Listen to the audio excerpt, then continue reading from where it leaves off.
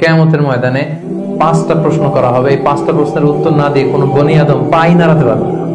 এর মধ্যে প্রথম প্রশ্ন, তার জীবনটা সে কোন কাজে লাগিয়েছে। জীবনের মধ্যে যে যৌবন ছিল ওই সময় কি করছে। এবং যৌবনের ইবাদতকে আল্লাহ তাআলা খুব বেশি পছন্দ করে। আপনাদের এই বয়সের অফিসে খুব ব্যস্ততা, এরপরেও যে একটু কষ্ট করে নামাজটা পড়েন, এরপরেও যে জামাতে আসেন, এরপরেও আপনি সুন্নাহ মোতাবেক চলতে যাচ্ছেন, দাঁড়িয়ে রাখছেন, এটা অনেক বড় ইবাদত। এটা আল্লাহ তাআলার কাছে অনেক বেশি প্রিয়। এই জন্য যৌবনটাকে যেন আমরা কাজে লাগাই প্রিয় ভাই। সাধারণত যুবক ধরা হয় কোন বয়স থেকে কোন বয়সে, লেটস সে 20 থেকে 40, তাই না? 20 থেকে 40, এই 20 বছরের সময়টা হচ্ছে একেবারে জীবনের সবচাইতে মাহেন্দ্রক্ষণ। এত শক্তি, সম্ভাবনা, টকবগে যুবকদের মধ্যে আল্লাহ অনেক প্রাণ শক্তি দিয়েছে। এরা বিপ্লব ঘটায় ফেলতে পারে, এরা সময়ের গতি স্রোতকে পাল্টে দেয়, সাগরের স্রোতকে উল্টে দেয়, এরা বিপ্লব করে ফেলে, ইতিহাস রচনা করে, ঠিক কিনা? এই জন্য যৌবনের এই সময়টা প্রিয় ভাইরা অনেক দামি। এটা বেশি দিন থাকবে না। রং ধরা যৌবন জং ধরে নাই, শেষ। এ দেখতে দেখতে ছোট্ট কিশোর হয়ে পৃথিবীতে এসেছিলেন, শিশু ছিলেন, কিশোর, তারপর এখন যুবক। কিছুদিন পরে বিয়ে করে থাকলে দেখবেন যে আল্লাহ ঘরে মেহমান পাঠিয়ে দিলে বাবা হয়ে গেছেন। কিছুদিন পরে মেয়েটারে বিয়ে দিলে এরপর কি হয়ে যাবেন? শ্বশুর হয়ে যাবেন, এরপরে নানা হয়ে যাবেন, দাদা হয়ে যাবেন। এই তো জীবন, this is the circle of life. রং ধরা যৌবন জং ধরে শেষ, এটা থাকে না খুব বেশি দিন। এই জন্য এই যৌবনের এই সময়টাকে যারা আল্লাহর ইবাদতে তারা কাটিয়েছে, তাদেরকে আল্লাহ তাআলা আরশের নিচে ছায়া দিবেন। নাশা ফি ইবাদাতিল্লাহ। এবং যৌবনের ইবাদতকে আল্লাহ তাআলা খুব বেশি পছন্দ করেন। ইবাদতটা অনেক ব্রড সেন্সে যদি আপনি চিন্তা করেন, অনেকে মনে করে যে শুধু নামাজ পড়া, শুধু রোজা রাখা, শুধু জিকির করা এটাই ইবাদত। আসলে ব্যাপারটা কিন্তু এমন নয়। মানব কল্যাণে আপনি যাই করেন, আল্লাহ তাআলার আদেশ পালনে আপনি যাই করেন, সবটাই ইবাদত, ঠিক কিনা? আপনি যদি রক্ত দেন, মুমূর্ষু রোগীকে বাঁচাতে রক্তের প্রয়োজন হয় না? আপনি যদি তাকে বাঁচাতে রক্ত দেন, এটাও ইবাদত। আপনি পরিবেশকে সুন্দর রাখার জন্য গাছ লাগালেন, এটাও ইবাদত। আপনি একজন মানুষ বিপদে পড়েছে, it doesn't know what to do, আপনি তাকে কনসালটেশন করলেন, কিছু সুন্দর পরামর্শ দিলেন, গাইড করলেন যে এইটা ভুল, এইভাবে করো। এই যে আপনি টাইম ব্যয় করলেন, কনসালটেশন দিলেন, এটা ইবাদত। অনেকে মনে করে যে শুধু তাসবিহ, জিকির, কোরআন তেলাওয়াত এগুলোই মনে হয় ইবাদত। না, যে পথেই আল্লাহর সন্তুষ্টি, যে কাজ করলে আল্লাহ তাআলা সন্তুষ্ট হন, এই সবগুলো কাজই কিন্তু ইবাদত। তাই যৌবনের এই মোক্ষম সময়টাতে আল্লাহ তাআলার ইবাদত করে আমাদেরকে কাটাতে হবে। আমা খালাকতুল জিন্না ওয়াল ইনসা ইল্লা লিয়াবুদুন। আমি মানব জাতি আর জিন জাতিকে কেবলই সৃষ্টি করেছি আমার ইবাদতের জন্য। এজন্য এই বয়সের, আপনাদের এই বয়সের অফিসে খুব ব্যস্ততা, এখানে খুব ব্যস্ততা, এরপরেও যে একটু কষ্ট করে নামাজটা পড়েন, এরপরেও যে জামাতে আসেন, এরপরেও আপনি সুন্নাহ মোতাবেক চলতে যাচ্ছেন, দাঁড়িয়ে রাখছেন, এটা অনেক বড় ইবাদত। এটা আল্লাহ তাআলার কাছে অনেক বেশি প্রিয়।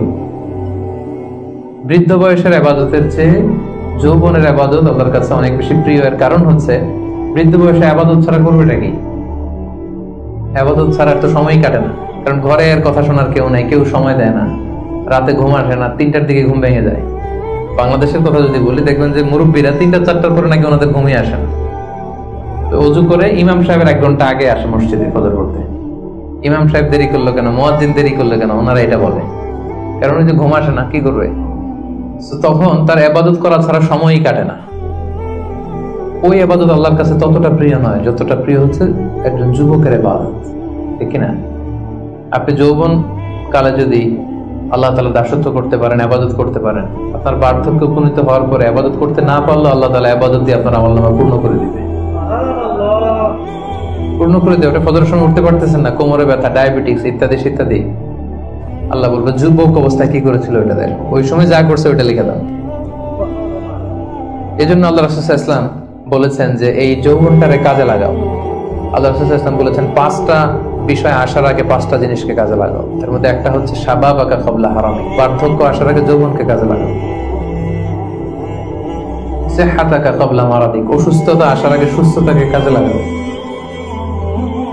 গিনাকা ক্বাবলা ফাকরিক, গরীব হয়ে যাওয়ার আগে তোমার ধনাঢ্যতাকে কাজে লাগাও। ফারাগাকা ক্বাবলা শুগলি, ব্যস্ত হয়ে যাওয়ার আগে অবসরটারে কাজে লাগাও। হায়াতাকা ক্বাবলা মাউতিক, মৃত্যু আসার আগে জীবনটারে কাজে লাগাও। এই জন্য যৌবনটাকে যেন আমরা কাজে লাগাই প্রিয় ভাই। এবং কিয়ামতের ময়দানে 5টা প্রশ্ন করা হবে, এই 5টা প্রশ্নের উত্তর না দিয়ে কোনো বনি আদম পাই নাড়াতে পারবে না, পা নাড়াতে পারবে না। এর মধ্যে প্রথম প্রশ্ন, আন হায়াতিহি ফিমা আফনা, তার জীবনটা সে কোন কাজে লাগিয়েছে। ও আন শাবাবিহি ফিমা আবলা, জীবনের মধ্যে যে যৌবন ছিল ওই সময় কি করছে। তো সে কি ইসলামের বিরুদ্ধে তার কাজ করেছে? হারাম কাজগুলোতে সময় ব্যয় করেছে? হারাম ব্যবসা করেছে? হারামের সাথে সম্পৃক্ত ছিল? ইসলাম বিরোধী গোষ্ঠীর সাথে সম্পৃক্ত ছিল? আপনাকে জিজ্ঞেস করা হবে যে এই যৌবনের সময়টা আপনি কি কাজে লাগিয়েছেন, নাকি ইসলামের পক্ষে ছিল, যা করেছে ইসলামের পক্ষে কাজে লেগেছে।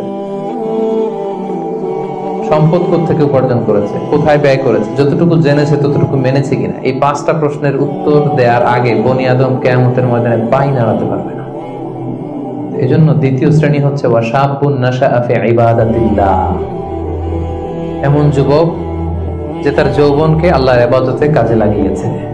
এজন্য যৌবনটাকে যেন আমরা কাজে লাগাই। মনে থাকবে সবার, সবাই কিন্তু আপনারা যুবক, এই সময়টা পাবো না, আমরা মিস করবো কিছুদিন পরে। এই যে কুচকুচে কালো দাড়ি, আপনার কি মনে হয় আজীবনে কালোই থাকবে? তাহলে আমাদের দাদার গুলা সাদা করলো কে, নানার গুলা সাদা করলো কে? ওই বয়সে যাওয়ার পরে এই কুচকুচে দাড়ি, কালো চুল, এগুলো কি হয়ে যাবে? সাদা হয়ে যাবে। এটাই জীবন। সো সময়টাকে যেন আমরা কাজে লাগাই, আমরা যেন অন টাইমে জামাতের সাথে সালাতগুলো যেন আদায় করি, কোনো হারাম কাজের সাথে যেন আমরা সম্পৃক্ত না হই। খুব হিসেব করে করে আমাদের এই যৌবনের চমৎকার সময়টা যেন আমরা কাজে লাগাই। মনে থাকবে তো ইনশাআল্লাহ?